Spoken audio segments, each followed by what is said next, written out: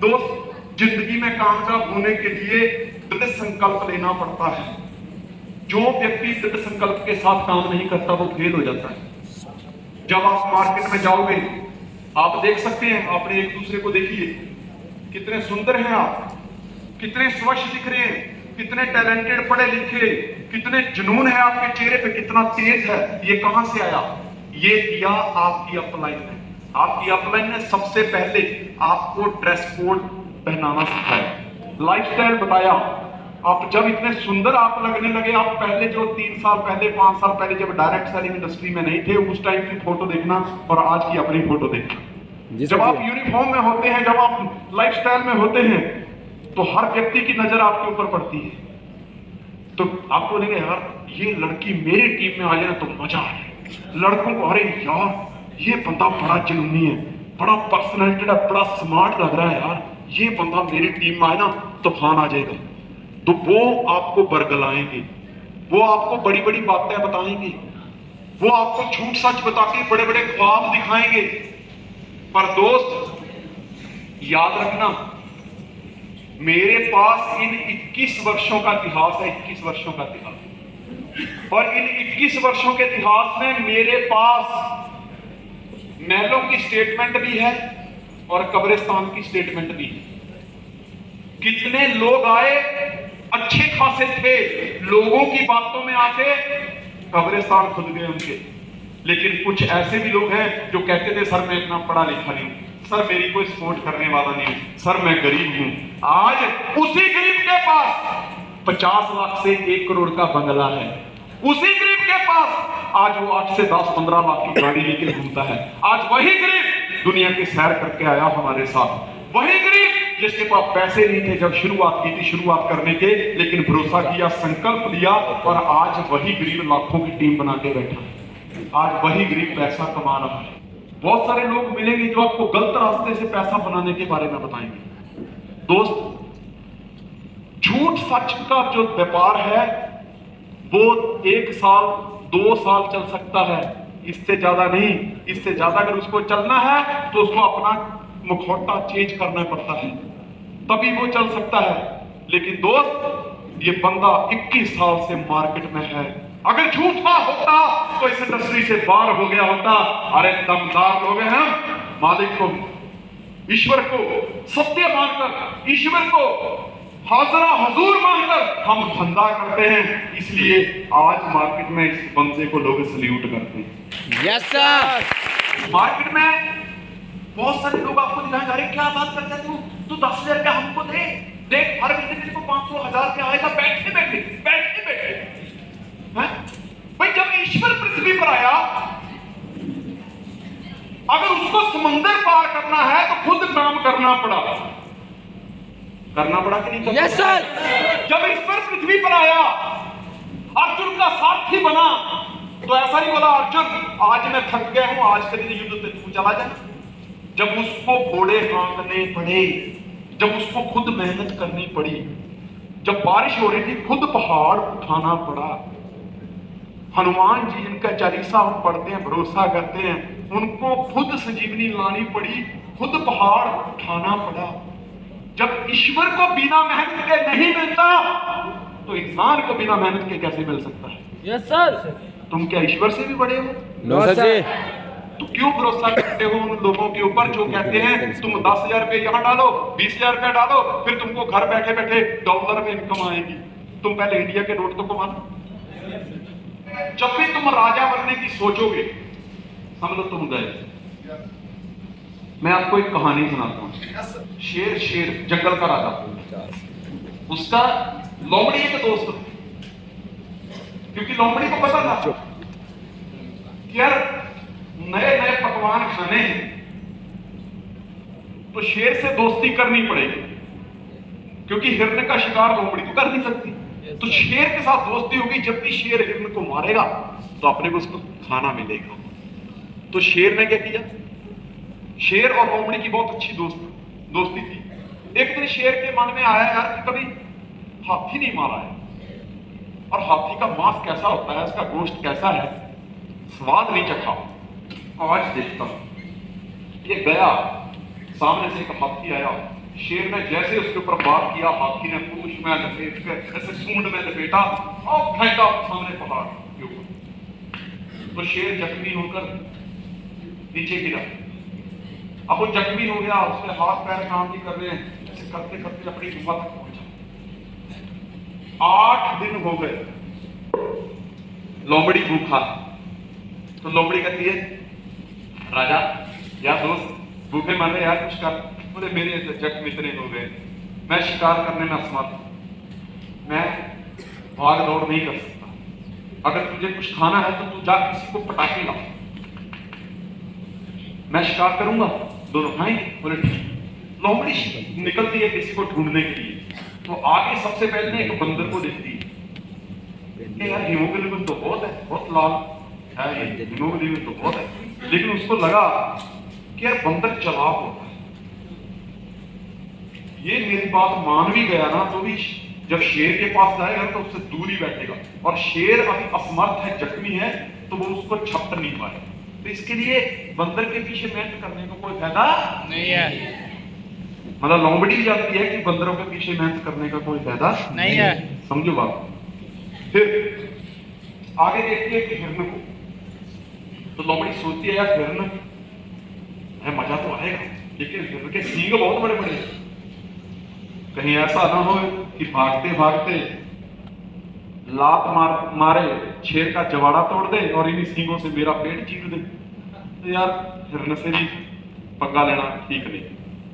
आगे के तो देखा है हरी हरी घास पे सूखी गधा, सूखी आराम से हरी घास चल रहा है। लोमड़ी उसके पास जाती है, कैसे हो भाई?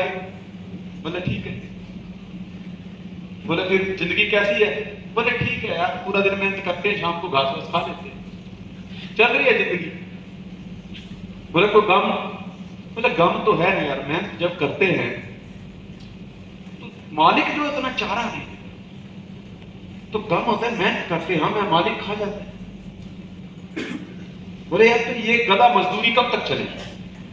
बोले तो और कर भी नहीं सकते हैं, देख तेरे पास एक मौका है, एक अपॉर्चुनिटी है। बोले क्या? बोले शेर जख्मी है और उसने अभी ये उसको विश्वास हो गया है कि मैं चंद दिनों में मरने वाला हूं, तो मेरे मरने से पहले किसी को राजा घोषित करना है।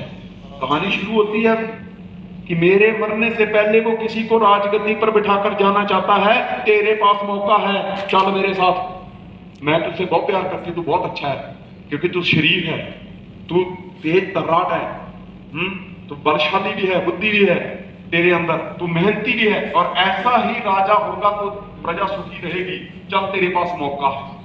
गधा कहता है मेरे पास मौका है, चलो। अब ये गधे को लेकर गई गुफा के पास, शेर पहले से तैयार बैठे था। जैसे ही गधा आगे गया, शेर ने दोनों हाथ से झपटा उसके कान छीन लिए। गधे को पता चला कि मेरे पर हमला हुआ है, गधे ने छलांग मारी, गधा भाग गया। अब कान उसके कट गए, खून हो गया, जख्मी हो गया, भागते भागते गधा दूर चला गया। शेर कहते यार तो चला गया। लोमड़ी कहती अब क्या होगा? शेर कहता देख मेरी ताकत में कोई कमी नहीं थी, मैंने अपनी तरफ से पूरी ताकत लगाई, तू चालाक है, इसलिए लोग कहते हैं चलाक लोमड़ी, तू चलाक है, अगर तू इतनी चालाक है तो उसको ला पटाकर। बोले अभी आएगा। बोले तक तेरी चालाकी का पता अभी चलेगा, ला उसको पटाकर। ये फिर गई तो गधा उसको देखकर चिल्लाने लगा, भाग जा इधर से। बोलती चुप, बकवास करता है फालतू, सुन तो ले पहले, हर चीज का एक प्रोसेस होता है। बोले क्या प्रोसेस है? मेरे कान कुतर दिए, अगर मैं तो छलांग मार के भाग गया तो तुम मेरी जान ले लेते। बोले मूर्ख, ये कुतरना बहुत जरूरी थे। बोले क्यों? बोले जब तुझे राजगद्दी पे बिठाया जाएगा और उस पे जो मुकुट पहनाया जाएगा सिर पे, तो कान फंसेंगे, तो कान कुतरना जरूरी है।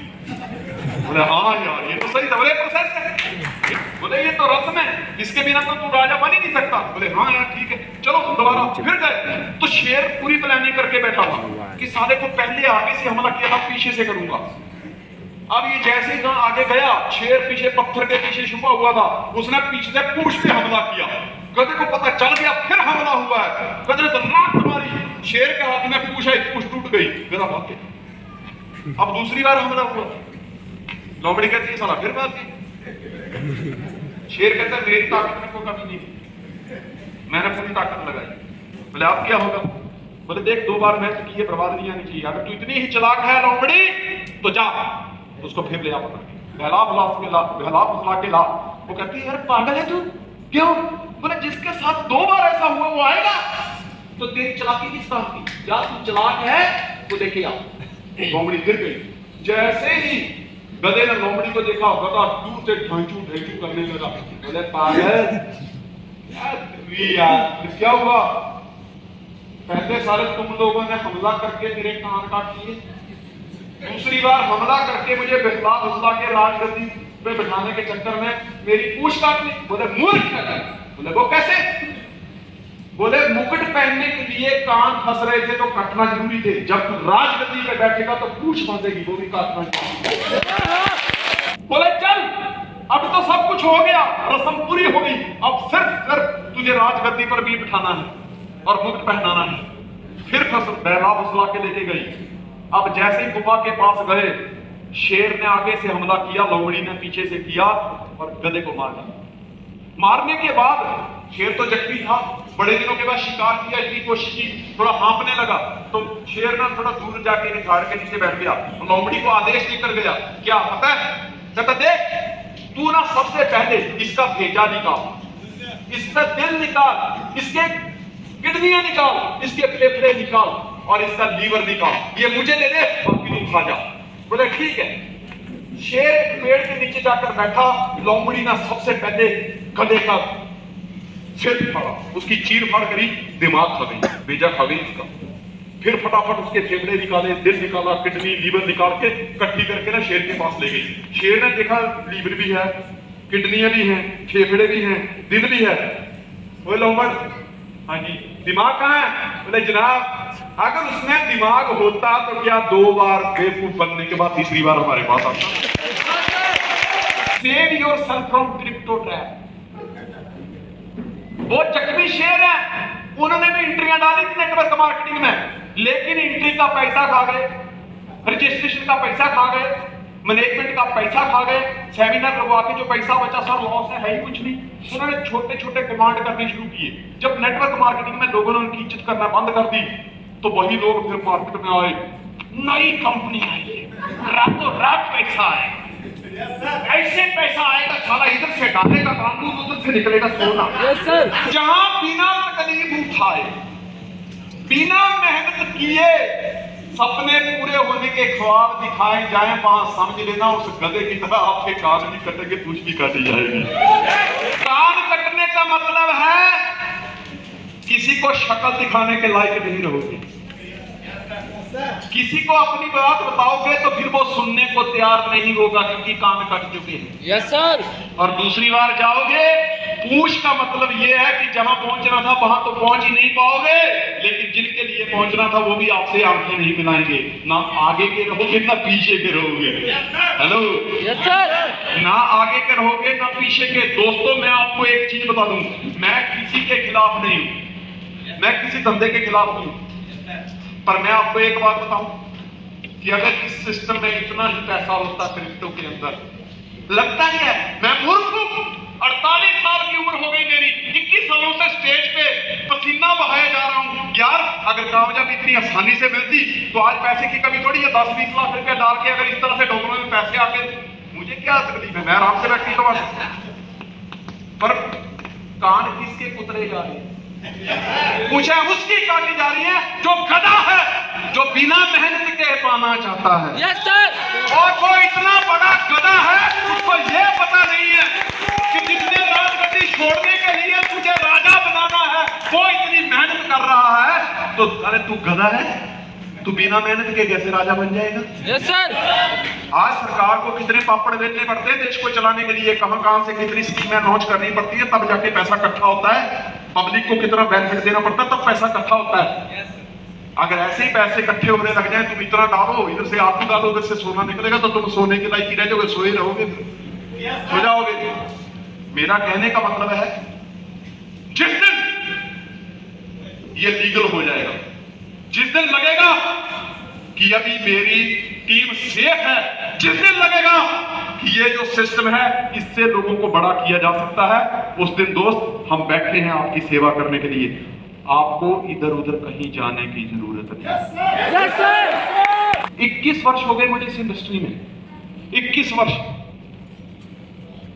मुझे नहीं पता मेरे पास कितने पैसे हैं, क्योंकि गिनती हो जो चीज गिन का मतलब 500-1000 रुपया पड़ा तो गिना जा सकता है, लेकिन जब गिनती नहीं है तो समझ लेना बहुत पैसा कमाया। Yes sir. फिर भी कहां से कमाया? नेटवर्क मार्केटिंग से।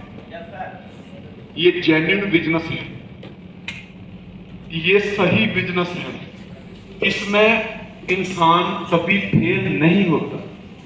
आपने 10,000 रुपया, 9,000 रुपया, 12,000 रुपया लगाया है, दूसरे का आपको प्रोडक्ट मिल गया, आपका क्या गया? कुछ गया? No sir. क्या वो 9,000 रुपया अगर आप वापिस नहीं कमा पाते तो क्या मर जाओगे? No sir. क्या दिवालिया हो जाओगे? No sir. दोस्त, नेटवर्क इंडस्ट्री में कभी इंसान फेल नहीं होता। या तो उसको अनुभव मिलता है या तो उसको सफलता मिलती है, और सफलता सारी मिलती ही अनुभव से है। जो अनुभवी होता है वही सफल होता है। Yes sir. इसको प्लान करने जाते हैं ना, मैं बंदे की बात कर रहा हूँ। जब हम प्लान करने जाते हैं हम पता लगता है ये क्या करेगा, जब पानी के गुट्ठे वाला है, ये चाय वाला ये क्या करेगा। जब चाय वाला देश का प्रधानमंत्री बन सकता है, नेटवर्कर नहीं बन सकता। Yes sir. बन सकता है कि नहीं बन सकता? ये सोच के चलो कि चाय वाला अगर देश का प्रधानमंत्री बन सकता है तो वो एक महान नेटवर्कर भी बन सकता है। इसलिए किसी को अंडर एस्टिमेट मत करो। कई बार हम लोग ना किसी को अरे ये क्या करके छोड़ यार, तो अनपढ़ बंदा है। मैं 11 पास, 11th पास, यहाँ पे जितने लोग बैठे सब मेरे से ज्यादा पढ़े लिखे हैं, लेकिन अगर इनकम की बात करें तो सबसे ज्यादा कमाता हूँ, क्योंकि मेरी लर्निंग ज्यादा है, एक्सपीरियंस ज्यादा है, इसलिए मेरी अर्निंग ज्यादा है। तो दोस्त, मेरी अपलाइन ने अगर ये सोचा होता, वो MR मेडिकल रिप्रेजेंटेटिव ज्यादा पढ़ा लिखा, अगर उसने ये सोचा होता यार ये डीजल मैकेनिक क्या काम करेगा, तो क्या आज मेरे हाथों में ये माइक होता? No sir ji. क्या आप लोग होते? No sir. क्या लाखों की टीम होती? No sir. नहीं होती, क्योंकि उसने मुझे अंडर एस्टिमेट नहीं किया। देखिए, शिखंडी ना होता तो अर्जुन जैसे महारथी भी भीष्म पितामह को परास्त नहीं कर पाते, क्योंकि जो भीष्म पितामह थे उनको इच्छा मृत्यु का वरदान था, लेकिन उन्होंने एक कसम भी खाई थी कि जब भी मेरे सामने थर्ड जेंडर आ जाएगा, जो ना मर्द होगा ना औरत होगी, या औरत होगी तो मैं उसके ऊपर हाथ नहीं उठाऊंगा।